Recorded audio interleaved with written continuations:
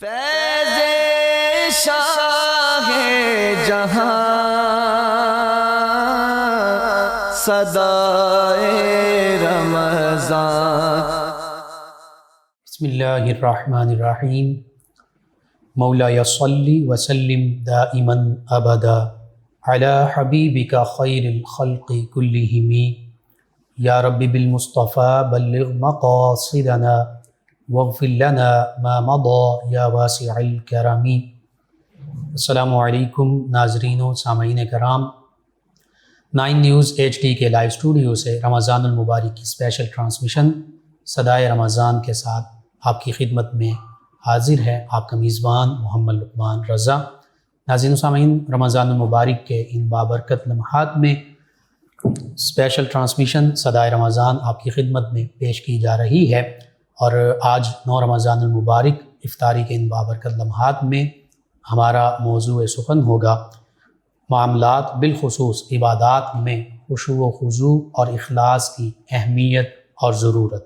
اس حوالے سے ہمارے ساتھ شریک گفتگو ہوں گے ہمارے معزز مہمان PhD اسلامک اسکالر جناب ڈاکٹر شفاعت علی سجاد صاحب، اور ان کے ساتھ ملک پاکستان کے ہمارے عظیم ثنا خان جناب ساجد علی ساجد صاحب، آقا کریم صلی اللہ علیہ وآلہ وسلم کی مدح سرائی کے لیے تشریف فرما ہوں گے۔ میں آپ دونوں معزز مہمانوں کو خوش آمدید کہتا ہوں۔ ناظرین، اخلاص، ہر معاملے کی درستگی، پاکیزگی، نیت کا بہتر ہونا، پھر اس کے مطابق عمل کا بہتر ہونا، یہ ساری چیزیں اسی میں شامل ہیں۔ اور خشوع و خضوع اللہ تعالیٰ کی بارگاہ میں اپنے عمل کو خالص نیت کے ساتھ، خشیت الہی کے ساتھ، تقوی کا پیکر بنتے ہوئے صرف اور صرف اللہ کی رضا اور خوشنودی چاہتے ہوئے عمل کرنا، یہ خشوع و خضوع میں شامل ہے۔ قرآن مجید فرقان حمید احادیث مبارکہ اس حوالے سے ہماری مکمل رہنمائی کرتی ہیں، اور پھر آقا کریم صلی اللہ تعالی علیہ وآلہ وصحبہ وبارک وسلم کا اسوہ حسنہ، جو کامل نمونہ ہمارے لیے کمپلیٹ رول ماڈل ہے تمام مسلمانوں کے لیے بالخصوص، وہ بھی ہمارے لیے مشعل راہ ہے، ہماری رہنمائی کا ایک بہت بڑا ذریعہ ہے۔ اور پھر آقا کریم رؤوف الرحیم علیہ الصلاۃ والتسلیم کی پیروی میں صحابہ کرام علیہم الرضوان، تابعین اعظام علیہم الرضوان، تبع تابعین اعظام علیہم الرضوان، حتیٰ کہ فقہائے امت، علماء امت، اولیاء کاملین، صالحین، ان ہستیوں نے اپنے عمل سے بھی اس اخلاص اور خشوع و خضوع کا اظہار کیا کہ جس کی آج ہمیں بھی ضرورت ہے۔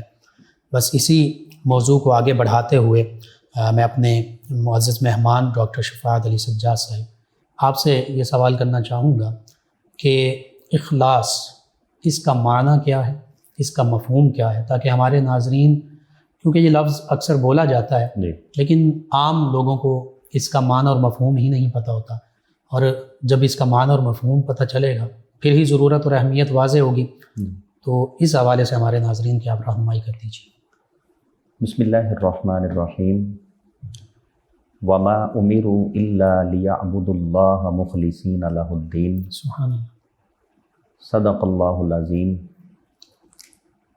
ناظرین کرام، مفتی محمد لقمان رضا صاحب، آپ نے بہت اچھی بات کی ہے کہ عام طور پہ جب ہم اخلاص کا لفظ بولتے ہیں یا کسی کو بتاتے ہیں اخلاص کے حوالے سے، تو اس کے معنی اور مفاہیم سے ہمیں آگہی ہی نہیں ہوتی۔ بالکل صحیح۔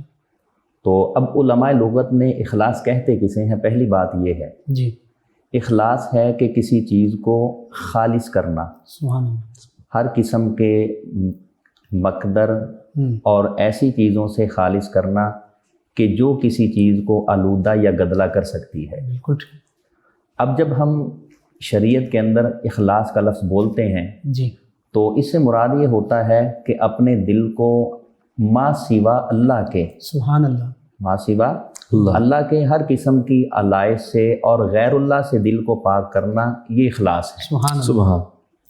یعنی کہہ سکتے ہیں کہ یہ ریاکاری کا الٹ ہے، ریاکاری کا یہ اپوزٹ ہے، الٹ ہے، کہ انسان کوئی بھی کام کرے تو خالصتاً وہ لوجہ اللہ کرے، سبحان اللہ، اس کو کہا جاتا ہے اخلاص۔ سورہ الزمر میں بھی اللہ پاک نے ہماری رہنمائی کی ارشاد فرمایا الا للہ الدین الخالص، سبحان اللہ، کہ سنو خبردار، اللہ پہلے خبردار کیا، پھر فرمایا کہ اطاعت جو ہے وہ خالصتاً اللہ ہی کے لیے ہے، بے شک، کہ اطاعت میں اللہ کے ساتھ کوئی اور شامل یا کوئی اور شریک نہیں ہے، اور جب انسان خالصتاً لوجہ اللہ، اللہ کی رضا کے لیے کوئی بھی عمل کرتا ہے جی، تو پھر ایسے انسان کو کہا جاتا ہے مخلص۔ سبحان اللہ۔ اب دو الفاظ ہیں، ایک مخلص ہے اور دوسرا مخلص ہے۔ بالکل ٹھیک۔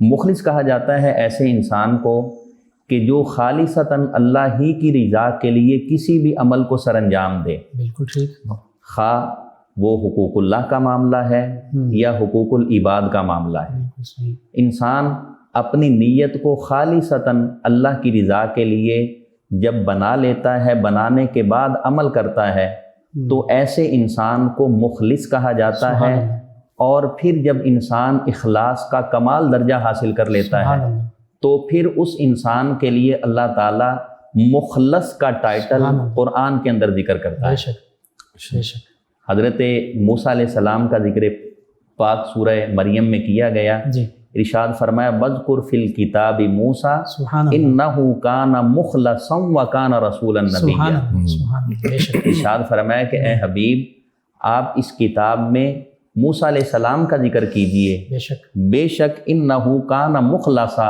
بے سبحان شک وہ اللہ، اخلاص کے کمال درجہ پر فائز سبحان اللہ، سبحان اللہ۔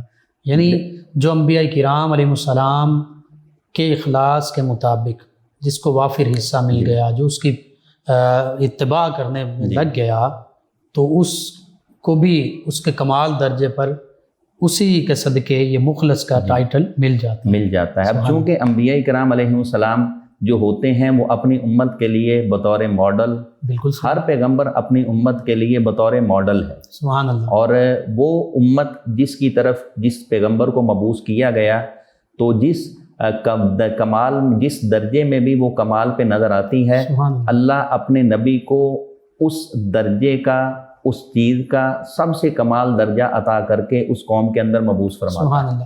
یعنی جس قوم میں جو بھی انبیاء اور رسول اعظام علیہ السلام تشریف لاتے ہیں وہ ان کے لیے عملی اور مثالی سب سے اعلیٰ نمونہ، سب سے اعلیٰ نمونہ پیغمبر کی ذات ہوتی ہے، سبحان اللہ۔ تو پھر ہر امت حوالے سے، مسلمہ کے لیے ہر حوالے سے۔ اب امت مسلمہ کے لیے تو دیکھیے قرآن نے بڑے واضح انداز میں کہا لَقَدْ كَانَ لَكُمْ فِي رَسُولِ اللَّهِ أُسْوَةٌ حَسَنَةٌ، سبحان اللہ، کہ تمہارے لیے رسول اللہ صلی اللہ علیہ وسلم کی زندگی بہترین، اب یہ سپرلیٹو ڈگری ہے سبحان اللہ، کہ اسوۃ حسنہ بہترین نمونہ ہے، اللہ اکبر، کہ جیسی حیات مبارک، ظاہری حیات مبارکہ رسول اللہ صلی اللہ علیہ وسلم کی ہے، اس کو جس اینگل سے، جس زاویے سے بھی دیکھیں، رسول اللہ صلی اللہ علیہ وسلم کی ظاہری حیات مبارکہ ہمیں کمال پہ اور ٹاپ پہ نظر آتی۔ سبحان اللہ، سبحان اللہ۔ کان خلقہ القرآن، کان خلقہ القرآن، اور وَإِنَّكَ لَعَلَىٰ خُلُقٍ عَظِيمٍ، یہ ساری چیزیں اسی پر، بالکل، یعنی قرآن و سنت میں بھی اخلاص کا، اور ہر معاملے میں چاہے وہ اعتقاد ہوں، عبادات ہوں، معاملات ہوں، بندہ مومن کا ہر معاملہ وہ اخلاص کی بنا پر، اخلاص کی بنا پر ہی درجہ قبولیت حاصل سبحان کرتا اللہ، ہے۔ سبحان اللہ۔ اس کے ساتھ ہم لفظ بولتے ہیں خشوع و خضوع، بالخصوص عبادات کے حوالے سے بولا جاتا ہے،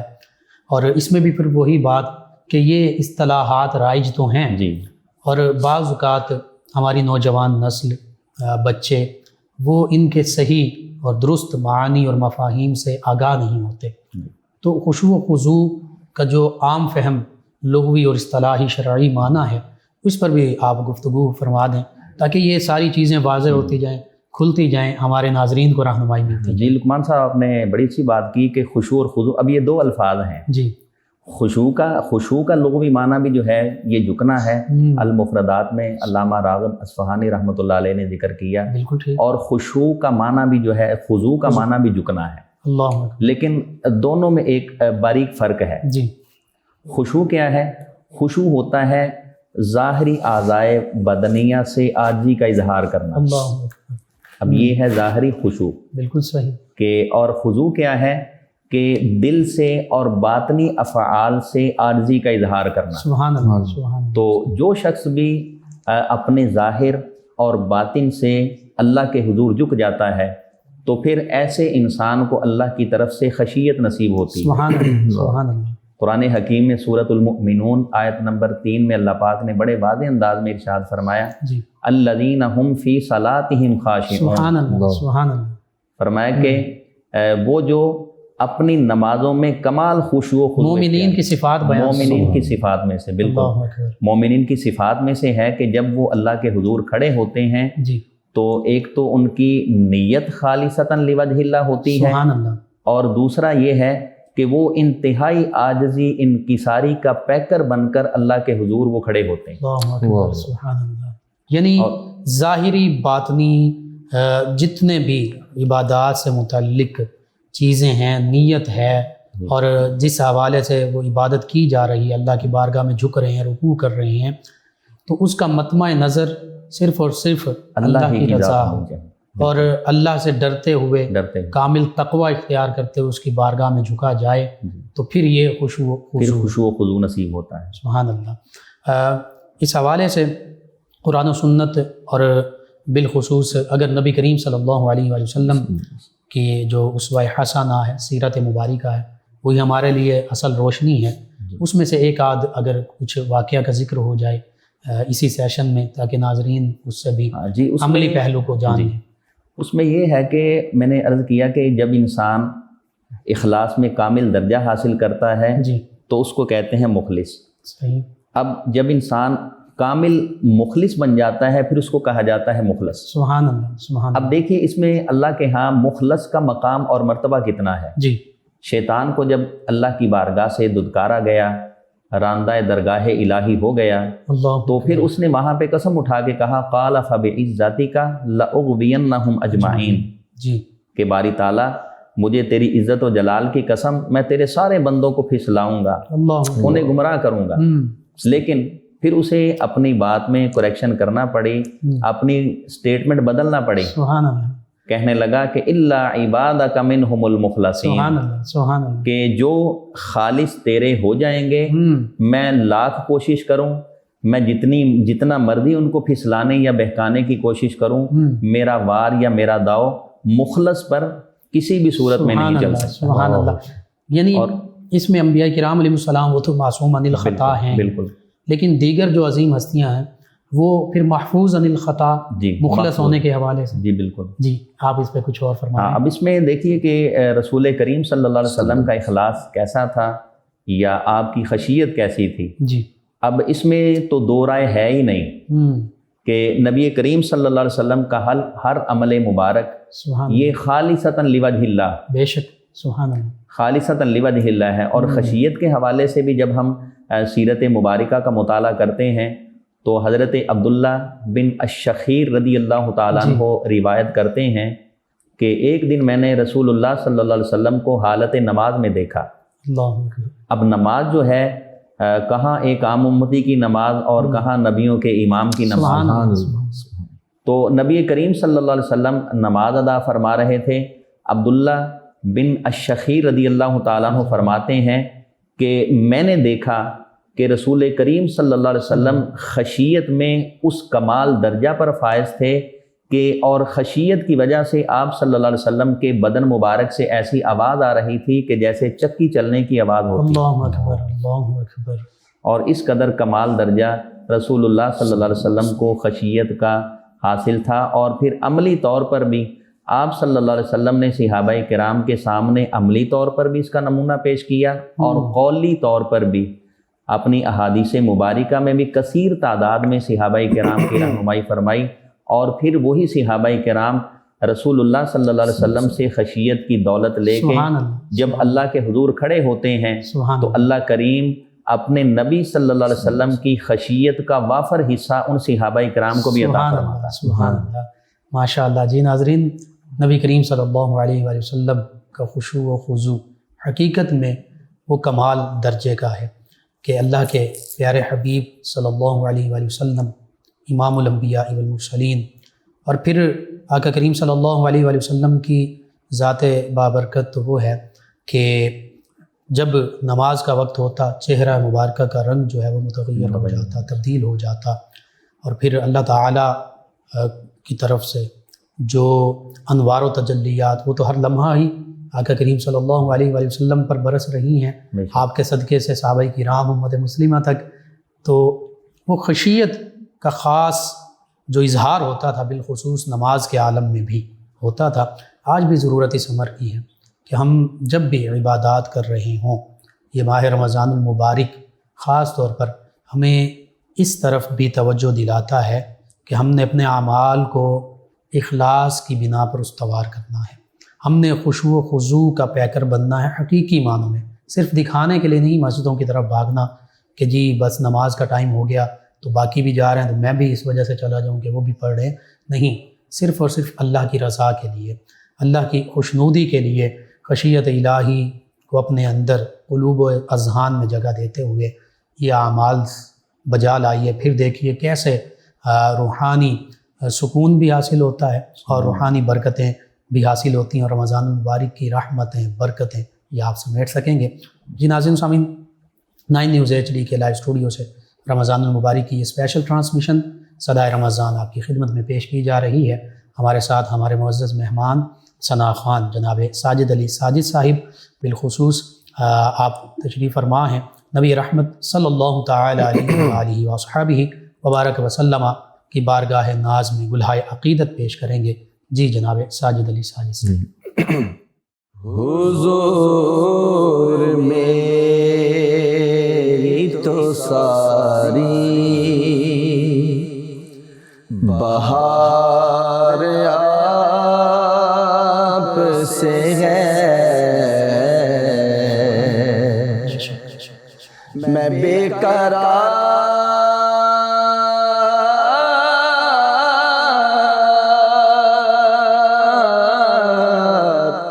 میں بے قرار تھا،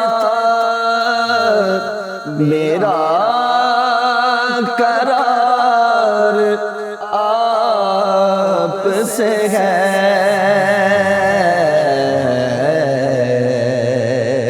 حضور میری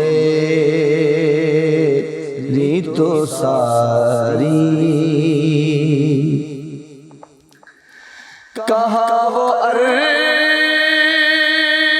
مدینہ، کہا میری ہستی، کہا وہ عرض مدینہ، کہا میری ہستی،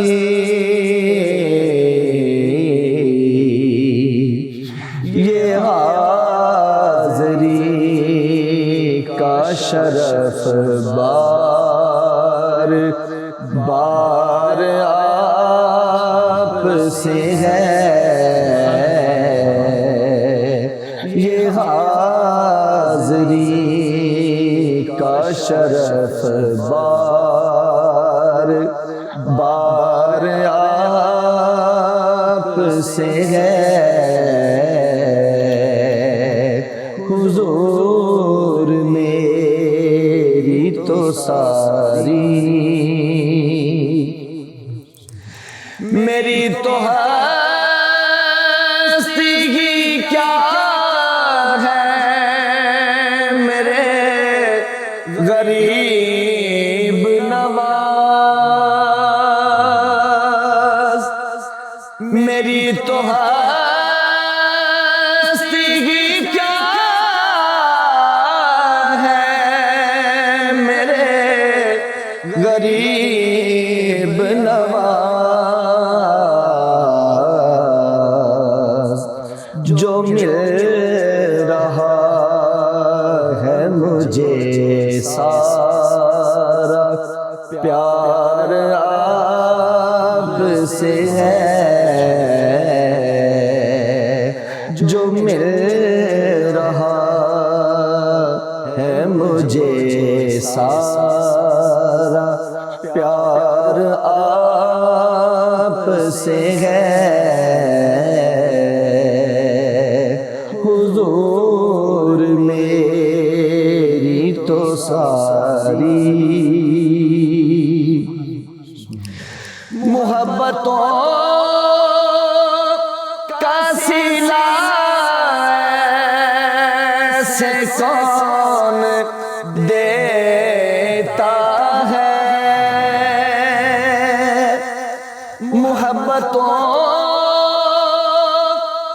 صلہ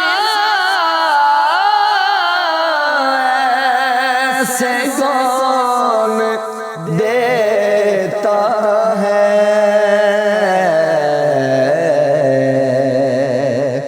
کہ سنہری جالیوں میں یار غار آپ سے ہے، سنہری جالیوں میں یار غار آپ سے ہے، حضور میری تو ساری سیاہ کار ہوا کا بڑی ندامت ہے، سیاہ کار ہوا کا بڑی ندامت ہے،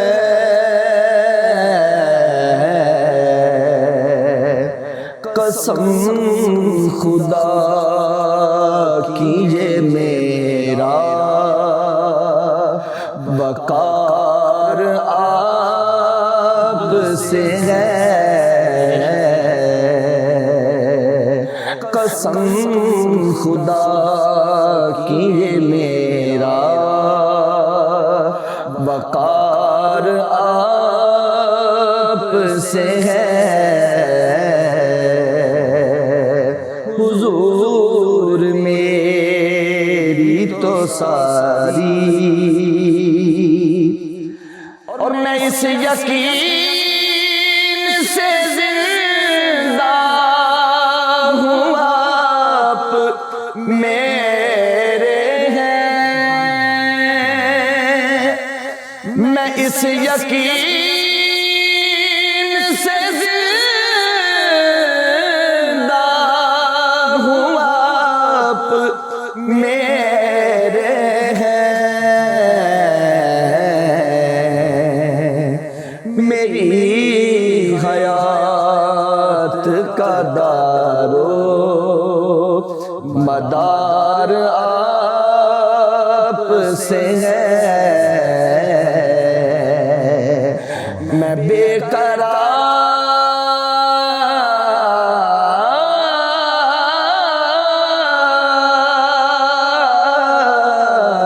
میں بے قرار تھا، میرا قرار آپ سے ہے،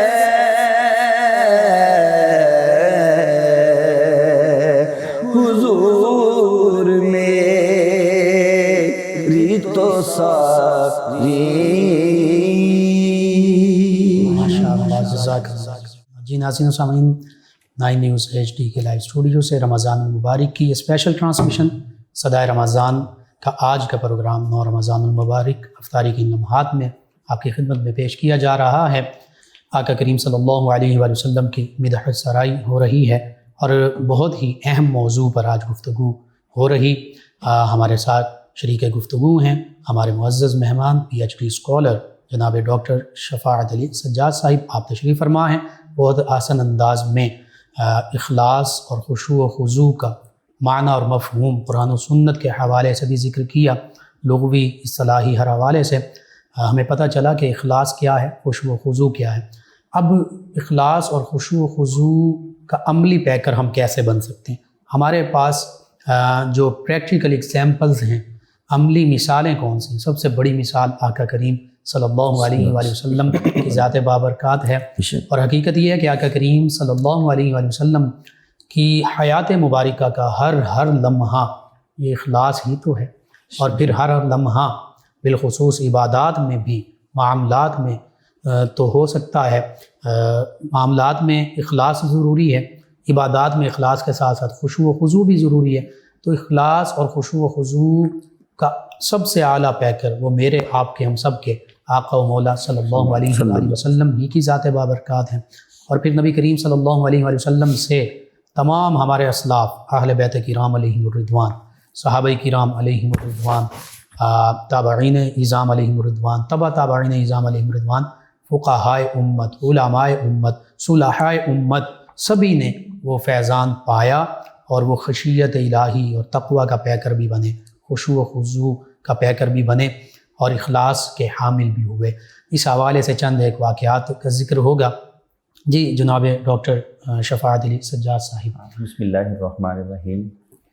اخلاص کے حوالے سے دوبارہ ہماری گفتگو کا آغاز ہو رہا ہے۔ جی، تو اخلاص کے حوالے سے ایک روایت ہمیں ملتی ہے، حضرت حذیفہ بن الیمان رضی اللہ تعالیٰ عنہ فرماتے ہیں کہ جب اخلاص کی، یہ رازدار رسول بھی ہیں، جی، جب اخلاص کے بارے میں بہت سی آیات نازل ہوئیں جی، تو رسول اللہ صلی اللہ علیہ وسلم سے ہم نے عرض کیا کہ یا رسول اللہ اخلاص کیا ہے؟ ٹھیک، تو آقا کریم صلی اللہ علیہ وسلم کی خدمت میں حضرت جبریل امین علیہ السلام حاضر ہوئے۔ اللہ، تو آقا دو جہاں علیہ الصلوۃ والسلام نے جبریل سے پوچھا کہ اے جبریل اخلاص کیا ہے؟ جی، تو حضرت جبریل علیہ السلام نے عرض کی، اللہ کے حبیب صلی اللہ علیہ وسلم اب یہی سوال میں نے باری تعالیٰ سے بھی کیا تھا اللہ اکبر، کہ باری تعالیٰ اخلاص یہ جو اخلاص کی بہت سی آیات میں تیرے رسول صلی اللہ علیہ وسلم کے قلب مبارک پر لے جا کر نازل کرتا ہوں، اب اخلاص ہے کیا؟ جی، تو اللہ تبارک و تعالیٰ نے ارشاد فرمایا کہ یہ اخلاص میرے رازوں میں سے ایک راز ہے۔ سبحان اللہ، سبحان اللہ، اخلاص میرے رازوں میں سے ایک راز ہے، اور میں اپنے جس بندے کے ساتھ محبت کرتا ہوں اس کے دل میں اخلاص کو ودیت فرما دیتا ہوں۔ سبحان اللہ، سبحان اللہ۔ دیکھیے کہ اخلاص یعنی اللہ کے محبوب بندوں کا شیوا، بندوں کا شیوا ہے۔ سبحان اللہ، یہ کوئی معمولی چیز یا معمولی دولت نہیں ہے، معاملہ نہیں ہے، بلکہ جب انسان اللہ کا محبوب بنتا ہے تو اللہ پاک اس بندے کے دل میں اخلاص کو ودیت فرما دیتا ہے۔ ڈاکٹر صاحب اسی لیے قل هو اللہ احد اس سورت کو سورہ اخلاص بھی کہتے ہیں، جی بالکل، یعنی توحید کے حوالے سے سب سے زیادہ اخلاص کا یہی کہنا، کمپریہنسو جو ہے وہ بیان ہے توحید کا، اس میں بڑا جامع انداز میں اللہ پاک نے اس کو سورت توحید بھی کہا جاتا ہے، اور اس قرآن میں جو مذکور ہے وہ سورت الاخلاص ہی ہے۔ بالکل ٹھیک، ٹھیک ہے، تو اب صحابہ کرام مختلف معاملات میں اخلاص کے حوالے سے رسول اللہ صلی اللہ علیہ وسلم سے عرض کیا گیا جی، کہ یا رسول اللہ اخلاص کیا ہے؟ جی، تو آقا کریم صلی اللہ علیہ وسلم نے ارشاد فرمایا کہ جب تو نے یہ کہہ دیا کہ اللہ ہے، سبحان اللہ، کہ جب تو نے کہہ دیا کہ اللہ ہے، پھر اپنے ہر معاملے کو اللہ کے سپرد کر دے، اللہ اکبر، اور تیری سپردگی کا عالم یہ ہو کہ جیسے جیسے اللہ کے احکام تجھ تک پہنچتے جائیں تو اپنے عمل کو اللہ تبارک و تعالیٰ کے احکامات کے مطابق بناتا چلا جائے گا، تو اللہ تجھے اپنے مخلص بندوں کے اندر شامل فرمائے۔ سبحان اللہ، سبحان اللہ، سبحان اللہ، یعنی مکمل خود سپردگی کا نام اخلاص ہے۔ اللہ اکبر، سبحان اللہ۔ اور آقا کریم صلی اللہ علیہ وسلم نے حضرت معاذ بن جبل رضی اللہ تعالیٰ عنہ کو یمن کا گورنر قاضی بنا کے روانہ کیا۔ جی، اب ہمارا ایک کلچر ہے کہ جب پنجاب کا، کہ جب ہم کسی سفر پہ جاتے ہیں یا کسی اہم معاملے کے نکلتے ہیں تو ہم بزرگوں سے دعائیں لیتے ہیں۔ بالکل ٹھیک، یہ بزرگوں سے دعائیں لینا یہ بھی آقا کریم صلی اللہ علیہ وسلم کے صحابہ کی سنت ہے۔ سبحان اللہ۔ حضرت معاذ بن جبل رضی اللہ تعالیٰ عنہ جب جانے لگے تو عرض کیا یا رسول اللہ صلی اللہ علیہ وسلم مجھے کوئی وصیت فرمائیے۔ جی، تو آقا دو جہاں علیہ الصلوۃ والسلام نے بڑی جامع وصیت فرمائی، سبحان اللہ، فرمایا کہ یا معاذ اخلص دینک، سبحان اللہ، سبحان اللہ، اخلص دینک، کہ اے معاذ اپنے دین کو خالص اللہ کے لیے کرو، اللہ اکبر، سارے کے سارے دین، سارے کا سارا دین اللہ کے لیے خالص کرو۔ اللہ اکبر، آج میں یہ اخلاص ہے، یہ اخلاص ہے۔ میں ناظرین سے بھی گزارش کروں گا کہ آج ہم ہمیشہ اعمال کے حوالے سے جو بڑے بڑے اعمال ہوتے ہیں نا، ہم ان کے پیچھے بھاگتے ہیں۔ ہم کہتے ہیں یار میں یہ عمل کروں گا اتنا اجر ملے گا، یہ عمل کروں گا اتنا اجر ملے گا، لیکن آقا کریم صلی اللہ علیہ وسلم نے حضرت معاذ بن جبل رضی اللہ تعالیٰ عنہ کو نصیحت فرمائی، ارشاد فرمایا کہ اخلص دینک یکفیک العمل القلیل، سبحان اللہ، فرمایا کہ اے معاذ اگر تو اپنے دین کو خالصتاً لوجہ اللہ کر لے، فرمایا کہ عمل چھوٹا بھی ہوگا ظاہراً اس عمل کا اجر اگر تھوڑا بھی ہوگا جی تو اللہ کریم اس عمل کا تجھے اجر اتنا عطا فرمائے گا، یکفیک العمل القلیل، تو عمل تھوڑا کرے گا لیکن تیرے اخلاص کی وجہ سے اللہ تجھے اس کا سارے اعمال سے بڑھ کر اس کا اجر عطا فرمائے گا۔ سبحان اللہ سبحان اللہ۔ ڈاکٹر صاحب اسی وجہ سے مختلف مقامات پر بالخصوص غزوہ تبوک کا معاملہ جی پیش آتا ہے، ایک صحابی تھوڑی سی وہ کھجوریں لے آتے ہیں، نبی کریم صلی اللہ علیہ ابو عقیل وسلم انصاری رضی اللہ تعالیٰ وہ سب سے اوپر رکھ دیتے ہیں۔ یہ اخلاص کا یہ معاملہ اخلاص ہے بالکل۔ اللہ اکبر۔ دیکھیں نا، یہ اسی کا نتیجہ تھا کہ آقا کریم صلی اللہ علیہ وسلم نے صحابہ کرام کی ایمان اور اخلاص کی کیفیت کو بیان کرتے ہوئے ارشاد فرمایا کہ ایک عام بندہ اگر احد پہاڑ کے برابر بھی سونا خرچ کر دے، خیرات کرے، اور میرا صحابی اخلاص کے جس مقام پہ فائد ہے، اگر اس نے ایک مد تھوڑا سا بھی اللہ کے راستے میں خرچ کیا تو سونا خرچ کرنے والا میرے صحابی کو جو اجر مل رہا ہے اس کے اخلاص کی وجہ سے اس مقام اور مرتبے تک نہیں پہنچ سکتا۔ سبحان اللہ سبحان اللہ۔ بہت پہاڑ کے برابر سونا خرچ کر دیا، وہ ایک طرف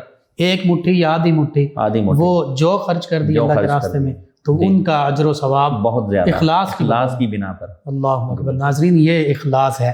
اسی طرح دیگر صحابہ کرام علیہم رضوان اور ہمارے اسلاف کا جو طریقہ کار رہا، بالخصوص اولیاء کاملین، کبھی یہی اخلاص ہی بالکل اخلاص کی وجہ سے ان کے جو معاملات ہیں، عبادات ہیں، وہ اعلیٰ درجے پہ ہمیں نظر آتی ہیں۔ جی اس حوالے سے بھی ضرور رہنمائی کیجیے۔ ہاں، اس میں ایک حدیث مبارکہ ہے کہ رسول اللہ صلی اللہ علیہ وسلم نے جہاں پر احوال قیامت، علامات قیامت کو بیان کیا، جی تو وہاں پر رسول اللہ صلی اللہ علیہ وسلم نے قرب قیامت کی علامات میں سے ایک علامت یہ بھی بیان فرمائی کہ قیامت کے قریب دجال کا ظہور ہوگا۔ جی تو اس امت سے پھر اس فتنے سے اپنی امت کو خبردار کیا، اور اسی وجہ سے پھر فرمایا گیا کہ سورۃ الکہف کی جمعہ کے دن تلاوت کرو، اللہ تمہیں دجال کے فتنہ سے محفوظ رکھے گا۔ تو حضرت ابو سعید خدری رضی اللہ تعالیٰ عنہ روایت کرتے ہیں کہ ہم صحابہ کرام آپس میں بیٹھے ہوئے مسیح دجال کے فتنے کا ذکر کر رہے تھے۔ اب ناظرین سے عرض کروں گا میں کہ اب ہم کیا ہے کہ اعمال میں ہمیشہ ہم بڑے عمل کی طرف دیکھتے ہیں، جی تو اس میں اب نیت جو ہے وہ خالصتاً اللہ کے لیے نہ ہو تو پھر انسان کو اس کا اجر نہیں ملتا۔ بالکل ٹھیک ہے۔ حضرت ابو سعید خدری رضی اللہ تعالیٰ عنہ روایت کرتے ہیں کہ ہم بیٹھے ہوئے تھے اور مسیح دجال کے فتنے کا ذکر کر رہے تھے کہ اسی دوران آقا کریم صلی اللہ علیہ وسلم ہمارے پاس تشریف لائے۔ آقا دو جہاں علیہ الصلوۃ والسلام نے ہماری گفتگو کو سنا، تو سننے کے بعد فرمایا کہ کیا تم مسیح دجال کا ذکر کر رہے تھے؟ تو ہم نے عرض کی جی ہاں اللہ کے رسول صلی اللہ علیہ وسلم، ہم مسیح دجال کے فتنے کا ذکر کر رہے تھے۔ تو آقا کریم صلی اللہ علیہ وسلم نے ارشاد فرمایا کہ کیا میں تمہیں مسیح دجال کے فتنے سے بھی زیادہ خطرناک چیز نہ بتاؤں؟ کہ مسیح دجال کے فتنے سے بھی زیادہ خطرناک چیز نہ بتاؤں؟ تو صحابہ کرام نے عرض کیا یا رسول اللہ صلی اللہ علیہ وسلم ضرور ارشاد فرمائیے۔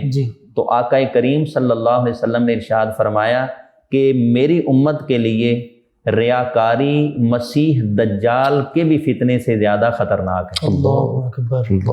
اندازہ لگائیے، خلوص نہ ہونا، خلوص نہ ہونا، خضوع نہ ہونا، اور اس کے برعکس دکھاوا ہر معاملے میں، عبادت میں، ریاضت میں، تو اللہ کی رضا کے لیے، اللہ کی رضا کے لیے، مختلف مفادات کے لیے، مفادات۔ اور اسی روایت میں آقا دو جہاں علیہ الصلوۃ والسلام نے ارشاد فرمایا کہ ریا یہ ہے کہ بندہ نماز پڑھتا ہے جی، اور پھر اس بندے کو نماز پڑھتے ہوئے کوئی دوسرا شخص دیکھ لیتا ہے، اب وہ اس نیت سے اپنی نماز کو اچھا پڑھتا ہے کہ یہ بندہ مجھے دیکھ رہا ہے، بعد میں یہ نہ کہے کہ تو نے نماز درست نہیں پڑھی یا تیری نماز کے اندر کوئی کمی تھی۔ فرمایا کہ پھر وہ اپنی نماز کو خوب لمبا کر دیتا ہے۔ آقا دو جہاں علیہ الصلوۃ والسلام نے ارشاد فرمایا کہ یہ جو نماز کو لمبا کرنا ہے یہ ریاکاری کی وجہ سے ہے، تو یہ میری امت کے لیے دجال کے فتنہ سے بھی زیادہ خطرناک ہے۔ اب دیکھیے کہ یہ مثال تو لقمان صاحب صرف جو ہے وہ نماز کی ہے جی، اب دیگر معاملات میں بھی اگر ہم دیکھیں تو اخلاص نہیں ہے، خواہ وہ حقوق اللہ کا معاملہ ہے یا حقوق العباد کا معاملہ ہے۔ بے شک۔ اب انسان کی یہ حدیث مبارکہ تو میں تو ریاکاری کی بڑی شدید وعید آئی ہے، ٹھیک ہے، بڑی معروف روایت ہے کہ جس میں سیدنا ابو ہریرہ رضی اللہ تعالیٰ عنہ روایت کرتے ہیں کہ سلیمان بن یسار رضی اللہ تعالیٰ عنہ روایت کرتے ہیں کہ حضرت ابو ہریرہ سے پوچھا گیا اور امام ترمذی رحمۃ اللہ تعالی علیہ فرماتے ہیں کہ حضرت ابو ہریرہ رضی اللہ تعالیٰ عنہ یہ روایت بیان کرنے سے قبل 3 مرتبہ بے ہوش ہوئے، اللہ اکبر، 3 مرتبہ بے ہوش ہوئے۔ جی جب چوتھی مرتبہ ہوش میں آئے تو اس وقت حضرت ابو ہریرہ رضی اللہ تعالیٰ عنہ نے 3 اشخاص کا ذکر کیا جی کہ جن کے عمل کے اندر للہیت اور اخلاص نہیں تھا۔ عمل اگرچہ بہت بڑے تھے لیکن اللہ پاک نے اخلاص کے نہ ہونے کی وجہ سے، للہیت کے نہ ہونے کی وجہ سے ان کے اعمال کو بالکل رائیگاں کر دیا۔ اللہ اکبر، اپنی دانش میں وہ یہی سمجھ رہے تھے کہ ہم نے بڑے بڑے اعمال کیے ہیں، بڑے بڑے اعمال، بڑی عبادات ریاضات ہم کر رہے ہیں۔ جی اللہ اکبر، یعنی اخلاص کی اتنی زیادہ اہمیت ہے کہ اگر ہم اس سے اپنا دامن چھڑا بیٹھیں تو پھر ہمارا کوئی بھی عمل کسی کام کا نہیں ہے ہمارا۔ اللہ اکبر، اسی لیے پھر ہمارے اسلاف حضور غوث اعظم رضی اللہ عنہ، اولیاء کاملین صالحین، سبھی وہ عمل تقوی خشیت کے تحت کرتے تھے، جی ڈرتے رہتے تھے، لیکن عمل ہم سے تو اچھے ہی تھے، بالکل، لیکن پھر بھی وہ اپنے عمل پر کبھی اس طرح بھروسہ ناز نہیں تھا، ان کا عمل پہ ناز نہیں تھا۔ اللہ اکبر، ان کا ہمیشہ جب عمل کرتے تھے تو عمل کرنے کے بعد بھی ڈرتے تھے اللہ اکبر، کہ کہیں ایسا نہ ہو کہ میرا یہ عمل اللہ کی بارگاہ سے رد کر دیا جائے۔ ہم تو کوئی چھوٹی سی عبادت یا کوئی چھوٹا سا معاملہ کرتے ہیں، کسی کے ساتھ نیکی کرتے ہیں، کوئی صدقہ خیرات کرتے ہیں، پھر سوشل میڈیا اور یہ چیزیں، وہ ساتھ فوٹو سیشن کا ایک پورا سسٹم ہوتا ہے، اور پھر کسی کو 50 روپے 100 روپیہ بھی دے رہے ہیں۔ اب یہ رمضان المبارک ہے، تھوڑا سا راشن کسی کو دیا، ساتھ ہم نے ایک فوٹو سیشن کا لمبا نظام بنانا اور ہر جگہ ہم نے شو کروانا ہے کہ دیکھو ہم نے یہ 1000 روپے کا 2000 روپے کا راشن جو ہے نا ایک بندے کو دے دیا، ہم نے بہت بڑا کام کیا۔ تو کیا پھر یہ اخلاص؟ اس میں جو ہے وہ ہماری بہت زیادہ اصلاح کی ضرورت ہے۔ جی، اخلاص جو ہے نا، بعض صوفیہ فرماتے ہیں کہ ریاکاری، اس کی چالیں اتنی باریک ہوتی ہیں جیسے کالے پتھر پر کالی چیونٹی رینگے، اللہ انسان کو پتہ نہیں چلتا تو اخلاص نظر ہی نہیں آتی۔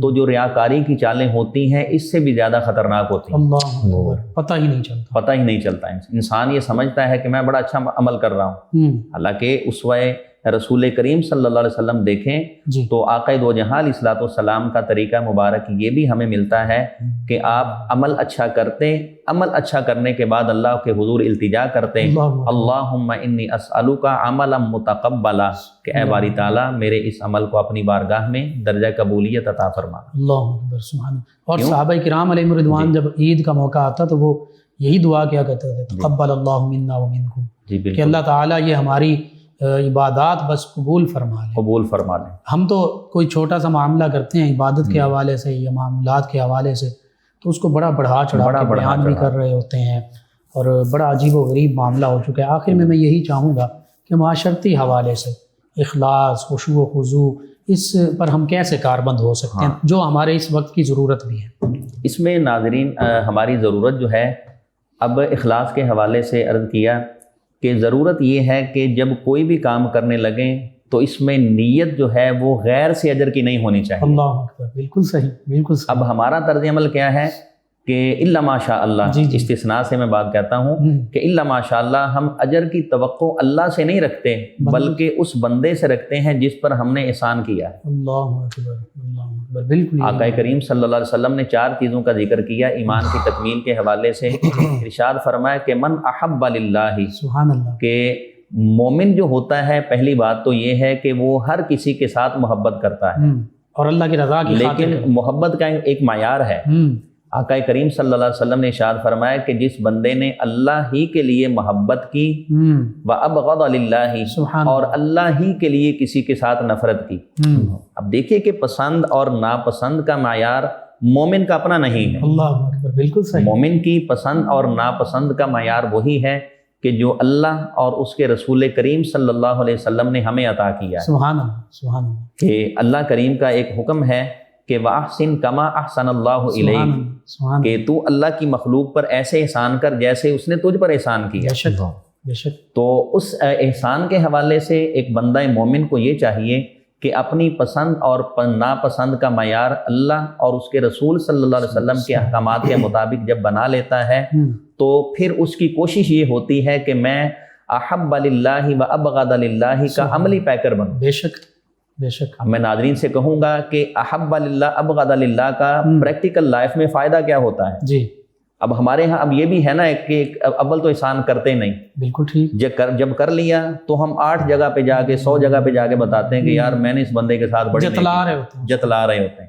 حالانکہ جتلانے سے تو قرآن نے صراحت کے ساتھ منع کیا، یا ایھا الذین آمنوا لا تبطلوا صدقاتکم بالمن والاذی، بے شک فرمایا کہ اے ایمان والو اپنی نیکیوں کو، اپنے صدقات کو احسان جتلا کر ضائع مت کرو۔ اللہ اکبر، اللہ اکبر، فرمایا کہ وَأَعْطَى لِلَّهِ وَمَنَعَ لِلَّهِ، سبحان اللہ، کہ اللہ کے لیے ہی کسی کو کچھ دیا اور اللہ ہی کے لیے دینے سے ہاتھ روک لیا۔ بالکل صحیح، اب ہم جو ہے یہ ہماری زندگیوں کا بہت ہی قابل اصلاح پہلو ہے جی کہ ہم اپنے اعمال کو خواہ وہ حقوق اللہ کے ہوں یا حقوق العباد کے، فقط اللہ کی رضا کے لیے جب سر انجام دیتے ہیں تو اس میں انسان ڈس ہارٹ نہیں ہوتا۔ سبحان اللہ، بے ہم شک، کہتے ہیں کہ یار وہ فلاں بندے نے میرا دل توڑ دیا، میں نے اس کے ساتھ تو بڑی نیکی کی ہے، اس نے میری نیکی کا جواب نیکی سے نہیں دیا۔ بالکل صحیح، تو اب دیکھیے کہ ہم اجر کی توقع اس بندے سے رکھ رہے ہیں، حالانکہ اجر کی توقع اللہ سے ہونی اجر چاہیے، کی توقع اللہ ہی سے ہونی چاہیے۔ تو جب ہم اللہ ہی کی رضا کے لیے کسی عمل کو سر انجام دے رہے ہیں تو جس پر احسان کیا جا رہا ہے، چاہے وہ ہمارے ساتھ نیکی کرے یا نیکی کا جواب ہمیں بدی کے ساتھ دے، تو پھر انسان ڈسہارٹ نہیں ہوتا، اس کا دل نہیں ٹوٹتا، انسان پریشان نہیں ہوتا، بے شک، اس لیے کہ وہ عمل غیر کے لیے تھا ہی نہیں، سبحان اللہ، سبحان اللہ، وہ عمل خالصتاً اللہ ہی کے لیے تھا۔ سبحان اللہ، تو جب انجام اللہ ہی کے لیے دیا ہے، وہ کام کیا اللہ ہی کے لیے ہے، تو اجر پھر اللہ ہی نے دینا ہے۔ آقا کریم صلی اللہ علیہ وسلم نے ارشاد فرمایا کہ جس میرے امتی نے یہ 4 کام کیے، سبحان اللہ کے لیے محبت کی، اللہ کے لیے نفرت کی، اللہ کے لیے کسی کو کچھ دیا اور اللہ ہی کے لیے دینے سے اپنا ہاتھ روک لیا، فرمایا فقد استکمل الایمان، اس بندے نے اپنے ایمان کو مکمل کر لیا۔ بے شک، سبحان اللہ، سبحان اللہ۔ اب ماہ رمضان المبارک جی جہاں پر حسنات میں اور نیکیوں میں اجر کے اضافے کا سبب بنتا ہے، جی تو وہاں اس اینگل سے بھی ہمیں اپنی زندگیوں، اپنی لائف کا سٹائل چینج کرنے کی ضرورت ہے، اپنا احتساب کرنے کی ضرورت ہے کہ جب ہم احتساب کے ساتھ نیکیوں میں بڑھیں گے تو پھر احتساب کے ساتھ کی ہوئی نیکیاں ہماری اللہ کریم کی بارگاہ میں درجہ قبولیت پا لیں گے۔ بے شک، بے شک۔ جی ناظرین، بہت ہی خوبصورت آسان انداز کے ساتھ اخلاص، خشوع و خضوع کا ذکر ہوا، اور حقیقت میں جو میسج ہے وہ یہی ہے کہ ہر عمل اللہ کی رضا کے لیے کیا جائے۔ من کان للہ کان اللہ لہ، جو اللہ کا ہو جاتا ہے، یعنی ہر کام اللہ کے لیے کرتا ہے، پھر اللہ اس کا ہو جاتا ہے، پھر اللہ کی طرف سے تمام اجر، برکتیں، رحمتیں، مغفرتیں، یہ براءۃ من النار سبھی اسی کے لیے ہیں، یا بندہ مومن کے لیے ہیں۔ بس آج ضرورت اس امر کی ہے کہ آج جن معروضات کے حوالے سے، جن چیزوں پر گفتگو ہوئی، جو معروضات میں نے پیش کی، ہمارے ڈاکٹر صاحب نے جو گفتگو فرمائی، اس کو اپنے نہ صرف اذہان بلکہ قلوب میں سنبھالیں اور اسی کے مطابق اپنی زندگی کو چینج کر لیں۔ انشاءاللہ اللہ تعالی ہمیں اس کی برکتیں عطا فرمائے گا۔ آخر میں جناب ڈاکٹر شفاعت علی سجاد صاحب ان بابرکت لمحات میں دعا فرما دیجیے۔ بسم اللہ الرحمن الرحیم، الحمد للہ رب العالمین، والصلاة والسلام علی سید الانبیاء والمرسلین، اللہم صلی علی سیدنا و مولانا محمد وعلی آل سیدنا و مولانا محمد وبارک وسلم۔ اللہم ربنا آتنا فی الدنیا حسنۃ وفی الآخرۃ حسنۃ وقنا عذاب النار۔ اے پروردگار عالم، تیری عطا کردہ توفیق سے ہی ماہ رمضان المبارک کی ان بابرکت ساعتوں میں اخلاص کے حوالے سے ہمیں نشست کرنے کا، خشوع و خضوع کے حوالے سے ہمیں آپس میں مل بیٹھنے کی سعادت نصیب ہوئی۔ مولا کریم اپنی رحمت کاملہ کا صدقہ ہمارے اس عمل خیر کو اپنی بارگاہ میں درجہ قبولیت عطا فرما۔ مولا کریم ہمارے اس عمل خیر میں اخلاص اور للہیت پیدا فرما۔ مولا کریم ہمیں اپنے جمیع اعمال میں اخلاص کی دولت سے مالا مال فرما۔ مولا کریم ہر قسم کی ریاکاری اور دکھلاوے سے محفوظ فرما۔ مولا کریم ماہ رمضان المبارک کی برکتوں کو ہم پر اور ہمارے اہل و عیال پر، ہمارے متعلقین پر دراز فرما۔ مولا کریم ہمیں ایمان اور احتساب کی حالت میں اپنے ماہ رمضان المبارک کے روزوں کو پائے تکمیل تک پہنچانے کی توفیق عطا فرما۔ مولا کریم ہمیں اپنی عبادات میں خشوع و خضوع کو غالب کرنے اور خشوع و خضوع کو اختیار کرنے کی توفیق عطا فرما۔ اللہم ربنا تقبل منا انک انت السمیع العلیم وتب علینا انک انت التواب الرحیم، وصلی اللہ تعالی علی حبیبہ سیدنا و مولانا محمد وعلی آلہ و اصحابہ اجمعین۔ جی ناظرین و سامعین، 9 نیوز HD کے لائیو اسٹوڈیو سے رمضان المبارک کی اسپیشل ٹرانسمیشن صدائے رمضان کا آج کا پروگرام اختتام پذیر ہوتا ہے۔ اپنے میزبان محمد لقمان رضا، ہمارے معزز مہمان، ہماری ٹیم کو اجازت دیجیے۔ اللہ نگہبان۔ آخر میں ہمارے مہمان ثنا خان جناب ساجد علی ساجد صاحب آقا کریم صلی اللہ علیہ وآلہ وسلم کی بارگاہ اقدس میں گلہائے عقیدت پیش کریں گے۔ جی جناب ساجد علی ساجد صاحب۔ بسا ہوا ہے نبی کا دیار آنکھوں میں، سجائے بیٹھا ہوں ایک جلوہ زار آنکھوں میں، بسا ہوا ہے نبی کا دیار پاک کا ہر منظر حسین و جمیل،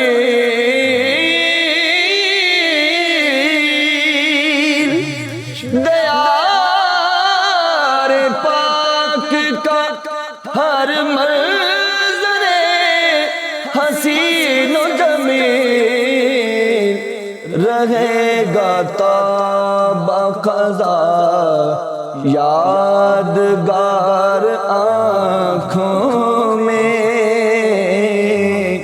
سجائے بیٹھا ہوں عطا کیا جو مدینے کے باسیوں نے مجھے،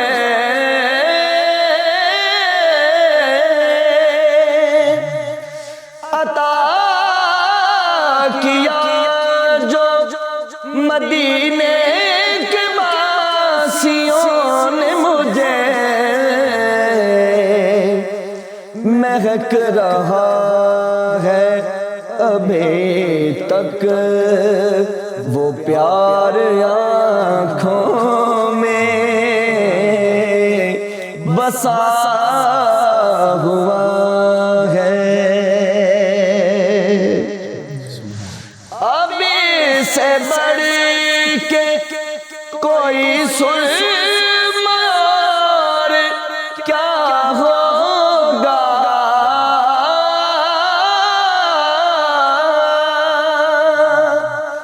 اب اس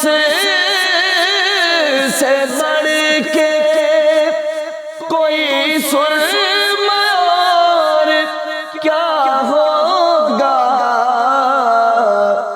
سمیٹ لایا ہوں میں کچھ غبار آنکھوں میں، بسا ہوا ہے تڑپ ہے دل میں مدینے کے جلوہ زاروں کی،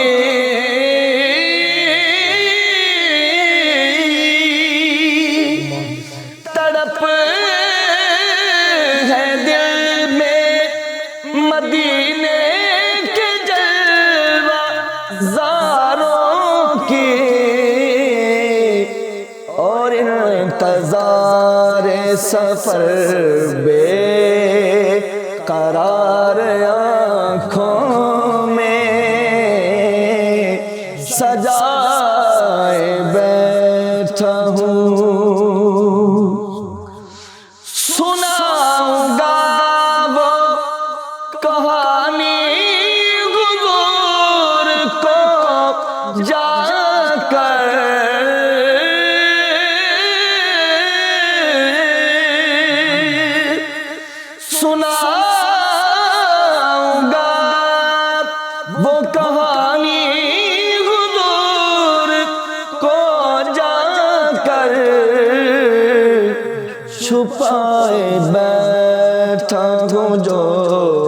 اشک بار آنکھوں میں سجائے بیٹھا ہوں، ہے اعتماد بھی اقبال کو شفاعت پر،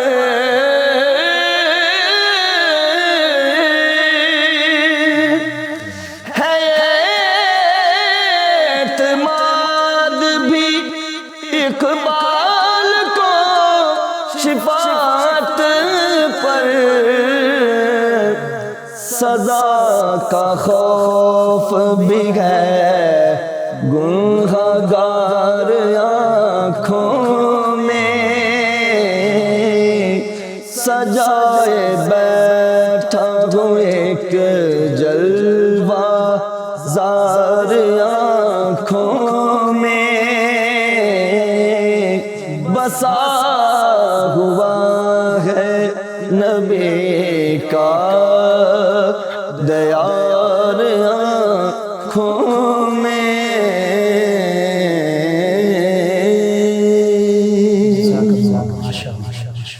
فیض شاہ جہاں صدائے رمضان